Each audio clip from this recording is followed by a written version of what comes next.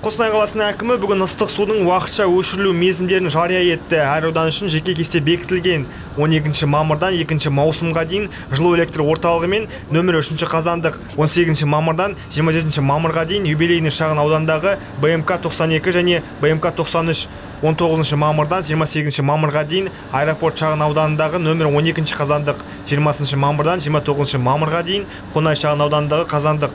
Ал 2 маусымнан 9 маусымға дейін нөмірі 2 жылу электр орталығы, 2 маусымнан 3 маусымға дейін Жұлдыз тұрғын үй кешенінің және Береке шағын ауданының қазандықтары, 2 маусым мен 11 маусым аралығында Алтын Арман тұрғын үй кешенінің қазандығы өшіріледі. Вот в прошлом году тоже люди всегда жалуются.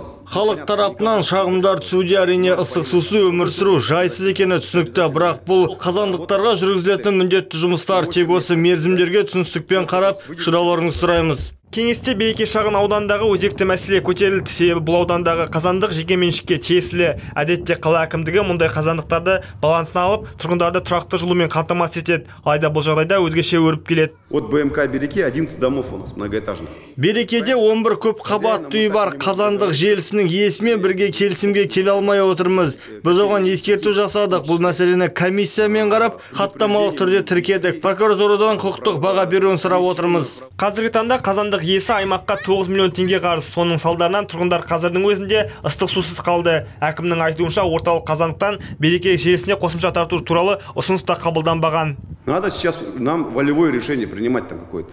Қазір батыл шешім қабылдайтын уақыт келді. Бұл адам әрине бізге қарсы әрекеттер идірлік басып алу деп айтуы мүмкін, бірақ біз жеке тұлға емеспіз. Біз мемлекеттікпіз. Ең бастысы тұрғындардың қауіпсіздігі. Біз оның мүлкін тартып алғымыз келіп отырған жоқ. Біз тек сол тұрғын үйлерді жылумен қамтамасыз етуді көздеп отырмыз. Сондай-ақ Марат Жындыбаев бұл мәселені жаздың соңына дейін шешу керектігін атап өтті. Барлық мүмкін тетіктерді қолдану қажет. Бұл іске прокуратура мен табиғи монополияларды реттеу департаменті де тартылатын болады.